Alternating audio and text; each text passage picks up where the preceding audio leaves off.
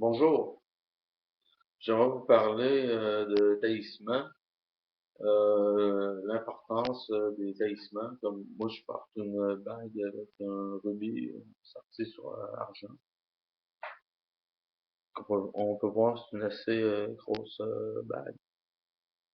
Et avant ça, j'étais pas habitué à son énergie. Et quand on va parler de ça, on va parler comme ça. Ok. J'étais pas habitué à sa fréquence. La fréquence de la pierre, du rubis, mais le rubis, je me suis habitué à le porter.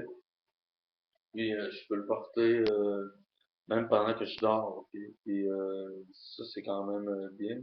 Sauf qu'il faut que je l'enlève peut-être une journée semaine. Je peux le porter 6 jours, puis euh, euh, 6 jours sur 7. Ben, des fois, il faut que je l'enlève des journées où bon, en tout cas, je sais pas, je vais pas vous expliquer en détail pourquoi je l'enlèverais, là. Mais disons où est-ce que je suis surmené psychologiquement, puis physiquement, puis ça, puis je l'enlève pour pas me surstimuler. Ensuite, ici, j'ai une groenlandais. J'en ai deux, en fait, j'en ai une autre. Euh, Ça, c'est pour dire, ces pierres-là, j'aimerais mentionner que parfois, il faut purifier nos pierres avec de la fumigation. C'est une méthode particulière pour purifier les cristaux par la fumée. Moi, j'utilise la sauge. Il y a aussi le bois de santal qui peut être bon. Il y a le musc aussi. Achetez de quoi de bon si vous achetez des encens. Achetez pas de quoi de trop bas de gamme. Essayez de, comme, en tout cas, c'est ça. Et depuis que je purifie mon rubis régulièrement, je peux dormir avec son énergie. Je suis habitué à son énergie, à sa fréquence, si on veut. Et la groenlandière, vu que c'est plus vieux, ok, c'est une des pierres les plus vieilles, si c'est pas la plus vieille. Ok. Ça a 3,8 milliards d'années. Ok. Ça veut dire que ça existait à un temps où la vie sur Terre n'existait pas. Ok. C'est ça que ça veut dire. C'est une sorte d'aventurine qui a 3,8 milliards d'années. Je la purifie souvent euh, parce que cette pierre-là, elle a du vécu. Ok. Euh, je sais pas si je suis le premier, mettons, à l'avoir tenu dans mes mains. Ok. Parce que vu que ça a 3,8 milliards d'années, ok, il y a sûrement du monde qui l'ont ou peut-être ça a été découvert, mettons, comme au Groenland, puis c'était pas habité, mais avant ça, c'était un continent. Ok. Fait que ça a beaucoup de mémoire. Oui, les cristaux, ils peuvent avoir une espèce de mémoire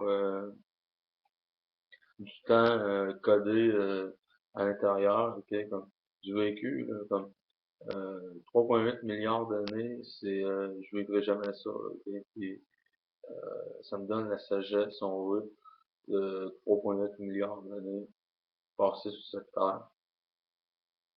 Puis c'est comme ça que je vois cette pierre-là. Une pierre de sagesse, puis une pierre de protection aussi. Et je m'en compte pas de trop d'énergie parce que quand on fait l'erreur de porter, disons, plusieurs bagues ou de varier ses talismans trop souvent, notre corps s'habitue pas aux fréquences. Puis pour les porter longtemps, c'est ça que j'ai à dire. Puis la fumigation, c'est important aussi.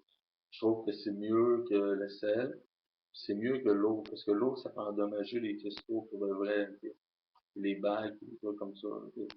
Puis, le sel, c'est un abrasif. Puis, la fumigation, je trouve que c'est encore la meilleure méthode. Puis, c'est ça que j'avais à dire sur la lithothérapie, puis surtout sur les, euh, les talismans. Quand je parle de lithothérapie, je suis un peu en dehors de la plaque, parce que c'est plus le mysticisme, si on veut. Ok. Et j'ai remarqué, je fais plus de cauchemars parce que il y a personne qui va oser m'attaquer pendant que je dors avec un rubis sorti sur de l'argent et ça éloigne un paquet d'esprits qui sont mauvais. Et ils veulent pas se frotter à la puissance, si on veut, du rubis. Et il y a des choses que je sais que je peux pas vraiment vous dire, mais pour une raison. Ok.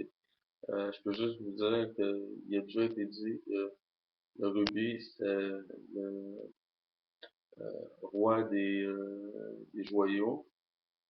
Et, dans la Groenlandite, c'est une vieille aventureuse. Donc, c'est comme si j'avais une double protection pour le cœur. Puis une protection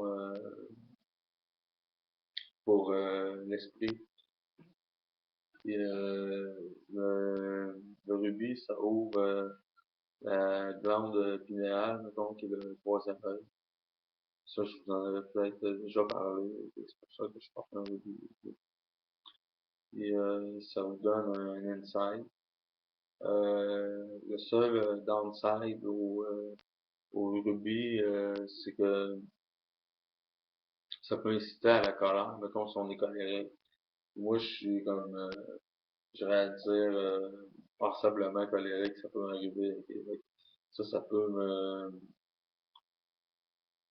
comment, ça peut m'encourager à agir par la colère, mais si on est capable de maîtriser cet aspect-là du rubis, il n'y a pas de problème. La deuxième affaire, c'est si on est cardiaque, il faut l'enlever de temps en temps. Okay. Moi, c'est peut-être pour ça, okay, euh, parfois je l'enlève parce que je sens que, mettons, je suis tellement stimulé que mon cœur il pompe plus fort, mettons. Je l'enlève, je le porte pas tout le temps. Okay.